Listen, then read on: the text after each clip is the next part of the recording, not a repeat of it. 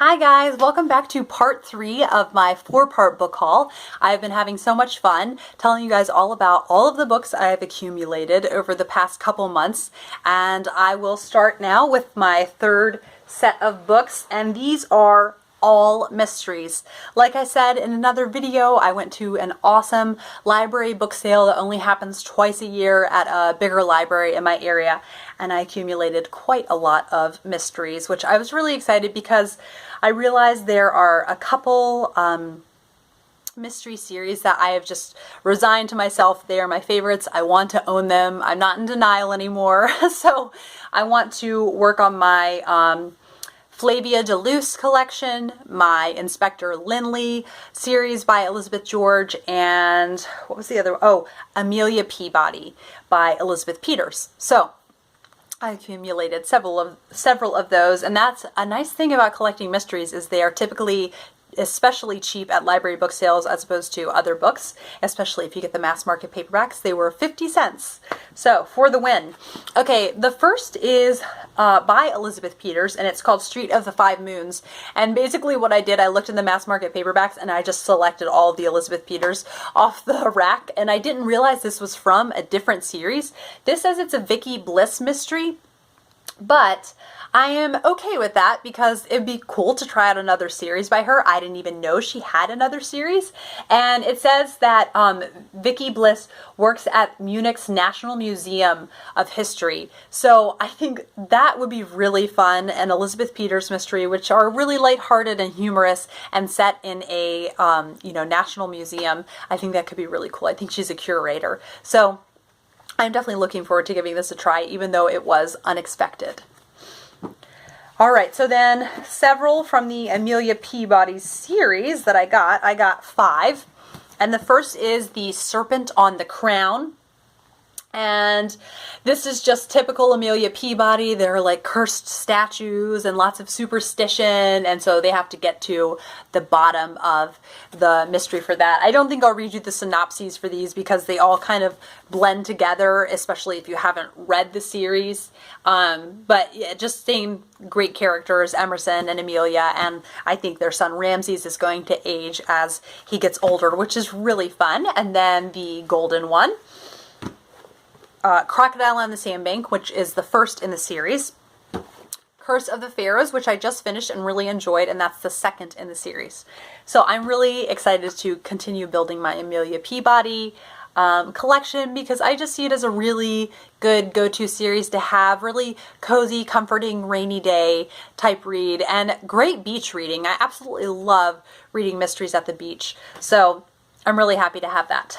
Then, the other series I want to own that I forgot to name earlier was the Armand Gamache series by Louise Penny.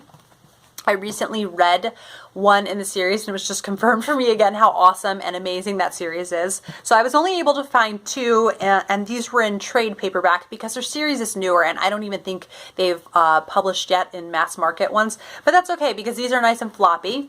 And so the first is How the Light Gets In.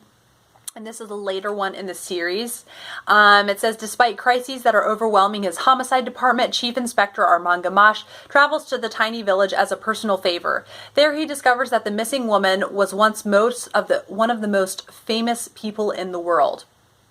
She thought she finally found a refuge, but she was wrong. Her past had followed her there, he found her there, and with growing dread, Gamache realizes something horrific has found him. With enemies closing in and an unlikely group of allies to count on, Gamache rushes to solve a murder and stop a political plot, decades in the making. But the village has been found, time has run out, and what was once a sanctuary becomes a prison. So definitely very intense, like all of the Gamache are. So I have to be in the right mood to read them, and I don't really like to marathon those books, but when I am in the mood, it's so awesome. And then the next is Bury Your Dead, and this is actually the next one I'll be getting to in the series. But I don't want to read the summary of this because it gives away something that happened in the previous one. So it's going to be awesome. That's all I know. And it's really, it's fun to be a fan of her because her fans are very loyal, and I follow her on Facebook, and she's just incredibly kind and humble and down to earth in all of her posts, and she just considers her fans friends. So if she is ever in my area. I really, really hope to meet her. So that would be a dream of mine, and it would just be amazing if it came true. Next, I said I wanted to collect the Inspector Lynley mysteries. So I already owned some from the beginning of the series, and these are more from the end of the series. So the first is Deception on His Mind.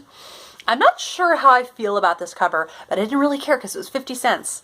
And it's the inside of the book that matters, right? But I like pretty covers too when I can get them. Anyhow, all to say, I'm excited to own more in the Inspector Lynley series.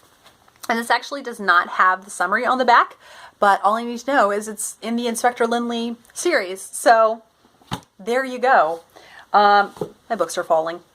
Then This Body of Death, which this is a really weird size. It's not mass market paperback, but it's not trade paperback either. I don't know what is going on with this, but this is another Lynley, and I just read the back and had a spoiler, so I didn't even know that was part of it. Wow, I'm bummed I read the back. Anyhow, I won't read it to you guys so you don't have to have it ruined. And then this big chunky one in trade paperback, this is Believing the Lie. So I guess my philosophy when buying books, if I can have them pretty and in matching, I'll do that. But when it comes to mysteries, if I can get them for $1.50 for this size or 50 cents for the other size, then I just am willing to have that, because I would rather have 5 books in mismatching sizes than only able to afford one new one, if that makes sense. So that is the big mystery part of my haul. I hope you guys are enjoying this, and I will see you for the final part of my book haul.